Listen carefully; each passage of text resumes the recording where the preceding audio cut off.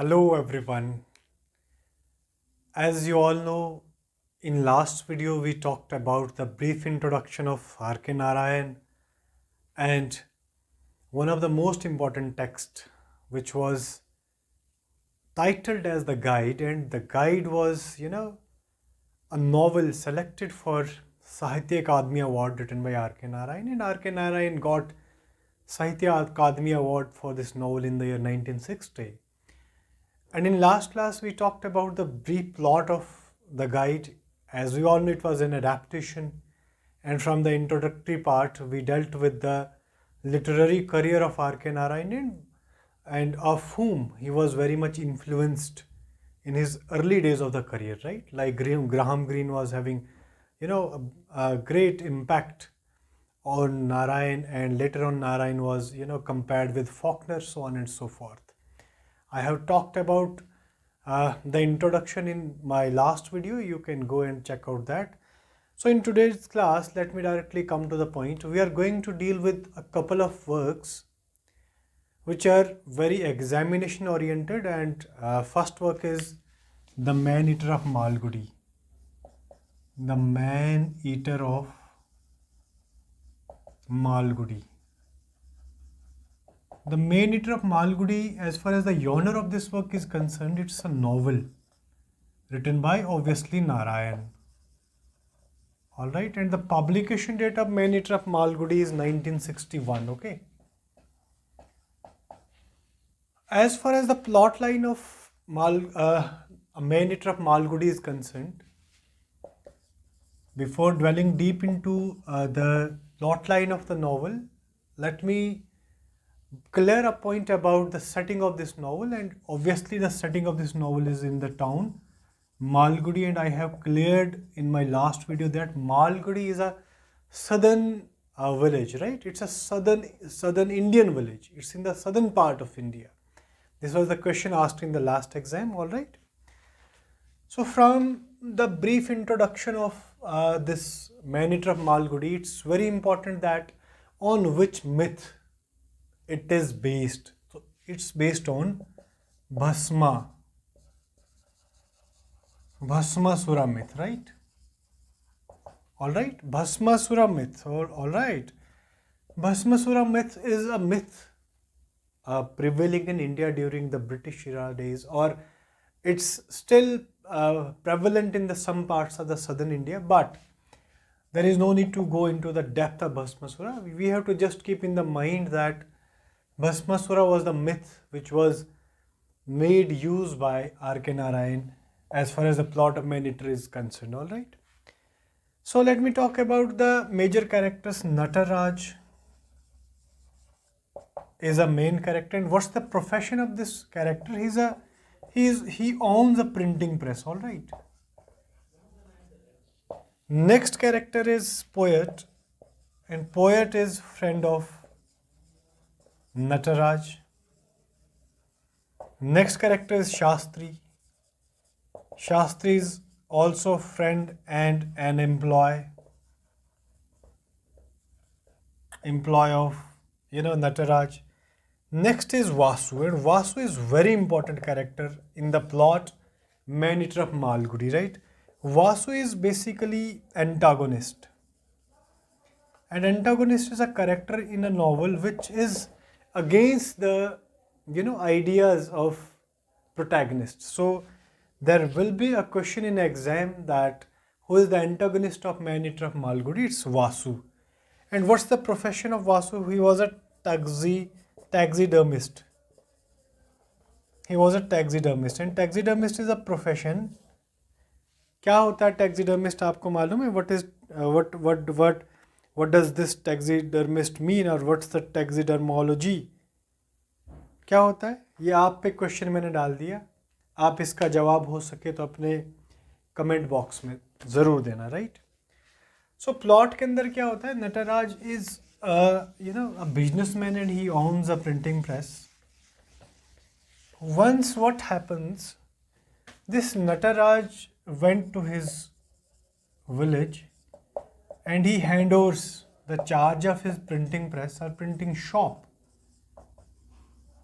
to Shastri. All right. Now Shastri is no, we cannot say he owns the shop, but he is working as an employee there in absence of Nataraj. All right.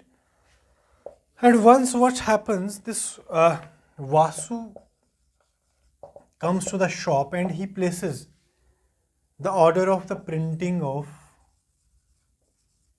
the cards. All right. And this order was accepted by Shastri in absence of Nataraj.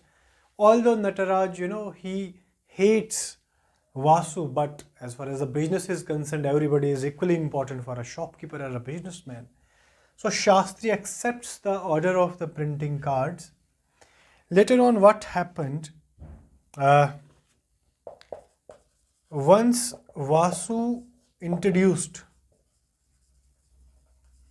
a character to Nataraj, Nataraj is now back, and Vasu introduced a character to Nataraj, and that character is a forest officer. Alright. To impress the forest officer, Vasu has introduced him to Nataraj for the printing cards order. और नटराज को ये भी कहते हैं कि भाई ये forest officer है और इनको कुछ रियायत मिलनी चाहिए, इनके कार्ड्स का जो ऑर्डर है वो ऐसे प्लेस नहीं हुआ, कुछ पैसे कम करें. लेकिन वासु वहाँ पे बहुत चालाकी कर रहा था. Vasu basically he wants to hunt, he was very much in hunting. अब फॉरेस्ट ऑफिसर को चार्ज होता है सारा, ये सारी हंटिंग वगैरह तो फॉरेस्ट से ही एसोसिएटेड है. So in order to impress the forest officer, क्यों वो इम्प्रेस करना चाहता है वासु? क्योंकि उसने हंटिंग के लिए क्या करना है, परमिशन लेनी है. तो एक तो यहाँ पे रियायत भी मिल जाती है, इसको परमिशन भी मिल जाती है, लेकिन परमिशन इसको सिर्फ कुछ एनिमल्स को किल करने की मिलती है, जिसमें एक एनिमल है जिसका नाम है wild foul.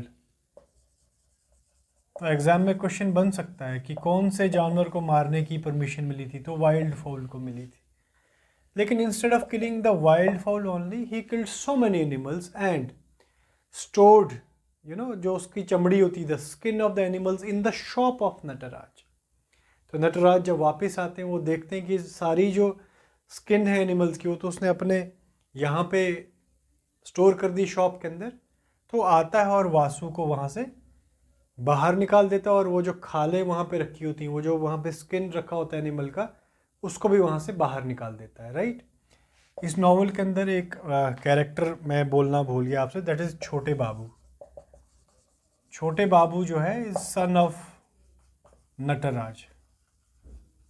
Alright, son of Nataraj है. ओके, तो ये ध्यान में रखना है आपको. ओके. सो इस नॉवल के अंदर कोई इंपॉर्टेंट प्लॉट नहीं है, कोई सिक्वेंशियल या कोहेरेंट प्लॉट नहीं है, लेकिन कैरेक्टर से इंपॉर्टेंट है. सेन एक कैरेक्टर है. Sen is very important character in the novel.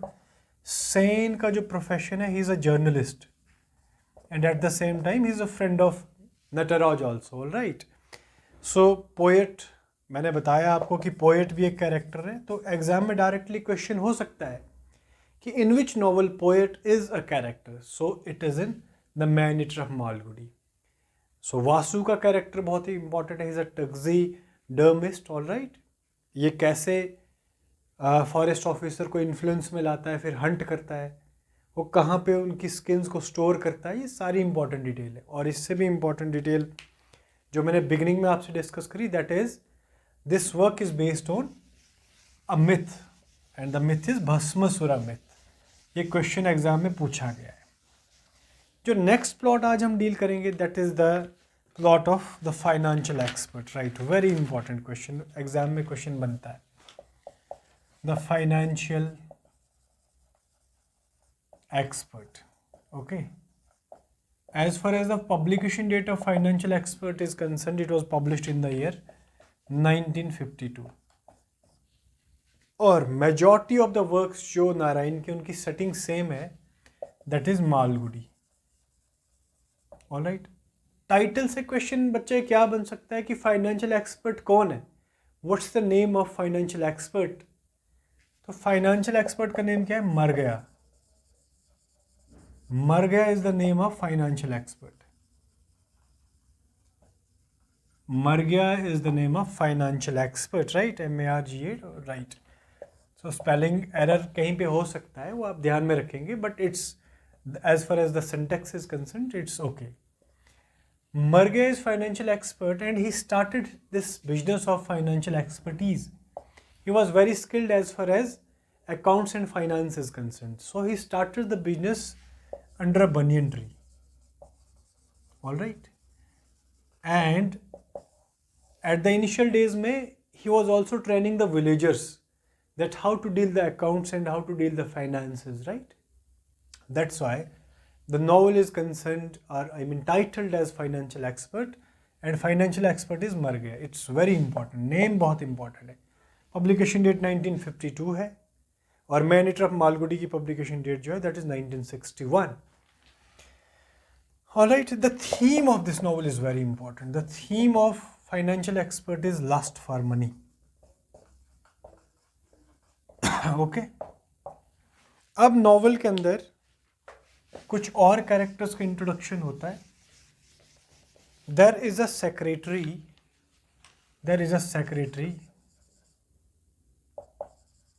And another character is Arul Doss. ये दोनों कैरेक्टर्स एक दिन क्या करते हैं कि जो भी मर गया के पास फाइनेंशियल एक्सपर्ट्स के बाद पासबुक्स थी, जो कुछ रिकॉर्ड्स थे, उन रिकॉर्ड्स को टेयर ऑफ कर देते हैं, राइट. और टेयर ऑफ करने के बाद मर गया जो है होता है, जो फाइनेंशियल एक्सपर्ट होता है उसका रिकॉर्ड सारा खो जाता है. ऑलराइट. रिकॉर्ड खो जाने के बाद इन दो कैरेक्टर्स की वजह से he is on the road now. Alright. वो सड़क पे आ जाता है क्योंकि उसका सारा रिकॉर्ड खो जाता है. नेक्स्ट स्टूडेंट्स, आगे क्या होता है. बालू इसका एक बेटा है. Balu is the name of the son of financial expert मर गया. और Balu is very spoiled child. He is very mischievous. He is not up to mark, right. बेलड़ सा इंसान है ये. ऑलराइट. एक दिन बालू क्या करता है, ये अपने फादर साहब की जो पासबुक्स हैं या कुछ रिकॉर्ड्स हैं वो गटर में फेंक देता है. ऑलराइट. तो अगेन जो है फाइनेंशियल एक्सपर्ट मर गया के पाथ में फिर से क्या होता है, एक बहुत बड़ी प्रॉब्लम हो जाती है कि उसके क्लाइंट्स का जो भी रिकॉर्ड था उसको रिज्यूम करना मर गया के लिए इम्पॉसिबल हो जाता है क्योंकि वो फेंक देता है ये सारी चीज़ें. ओके. अब according to horoscope, right, according to horoscope उसने अपनी हॉरोस्कोप दिखवाई किसी पंडित से. आगे जाके नाम बताऊंगा किससे दिखवाई थी. According to that horoscope there are good days are on the way. अभी इसका बुरा टाइम चल रहा है बट वो गुड डेज डियर स्टूडेंट्स कब आएंगे. नॉवल के अंदर लिखा है कि he have to perform the puja of Mata Lakshmi, right. तो क्वेश्चन एग्जाम में बन सकता है कि किस गॉडेस की पूजा को रिकमेंड करा है. According to horoscope it's goddess Lakshmi. Alright. आगे क्या होता है स्टूडेंट्स, आगे बहुत इंटरेस्टिंग कहानी है कि फाइनेंशियल एक्सपर्ट मर गया की लाइफ में कितने अप एंड डाउन्स आते हैं and how he maintains his financial status, how he is dealing with the survival. आगे क्या होता है students, there is a character का नाम है old doctor Paul. Old doctor Paul क्या करते हैं, एक दिन ओल्ड डॉक्टर पॉल सेल्स मर गया अ बुक. मर गया को ओल्ड डॉक्टर पॉल एक बुक सेल करते हैं और कहते हैं कि what ever cash is ready in your pocket और इन पर्स, आप मुझे वो पैसे दे दें जितना भी है. तो मर गया वो किताब खरीद लेते हैं. लेटर ऑन मर गया क्या करते हैं, मदन लाल एक पब्लिशर होते हैं, राइट. वो पब्लिशर को वो किताब दिखाते हैं और मदन लाल के साथ मर गया की डील होती है कि 50-50 पे हम इसको पब्लिश करवा लेंगे, 50-50 हम इसका प्रॉफिट जो शेयर करेंगे. तो वो बुक जो है वो लकीली चल जाती है. और चलने के बाद क्या होता है, मर गया का जो फाइनेंशियल स्टेटस है वो अगेन जो है वो स्टेबल हो जाता है. Madan Lal is a publisher, मर गया आपको पता कौन है, डॉक्टर पॉल इसको किताब देते हैं. अब मर गया का जो फाइनेंशियल स्टेटस है वो ऑलमोस्ट सुधर गया है, ऑलमोस्ट वो फाइनेंशियली स्टेबल है. वो अपने बेटे बालू को फाइनेंशियल स्थिति सुधारने के बाद एक स्कूल में एडमिट कर देते हैं. दाखिला हो जाता है उसके बेटे का क्योंकि ही is very much concerned about the career of बालू. लेकिन बालू क्या करता है, स्कूल जाके थोड़ी देर तो स्कूल जाता है और स्कूल में अपनी एक सर्टिफिकेट को टेयर ऑफ कर देता है, फाड़ देता है सर्टिफिकेट को, तो स्कूल से उसको निकाल दिया जाता है, राइट। अब क्या होता है, स्कूल से भाग जाता है ये कौन, बालू, और he went to, I guess he went to which, हाँ he went to Madras. Okay, और एक दिन क्या होता है कि Margayya receives a letter about the death of बालू, but that death was mistaken identity। वो बालू की डेथ नहीं हुई थी, वो किसी और की डेथ हुई थी, ऑल राइट। अब बालू तब तक ग्रोन अप हो चुका होता है, मेच्योर होता है, एंड मरगिया डिसाइड्स टू मैरी बालू with a girl, and the name of girl is Brinda, right.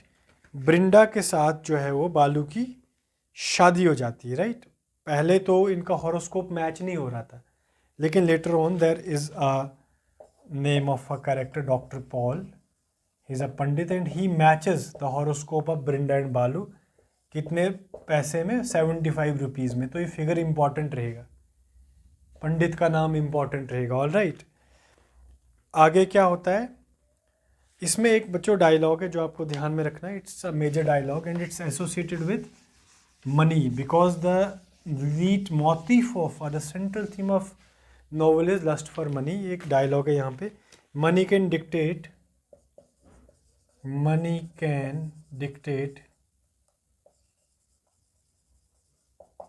the very stars, money can dictates the very stars in their course, all right। This statement was meant by this मर गया after the horoscope का जब match हो जाता है, alright. आगे क्या होता है, एक दिन जो है मर गया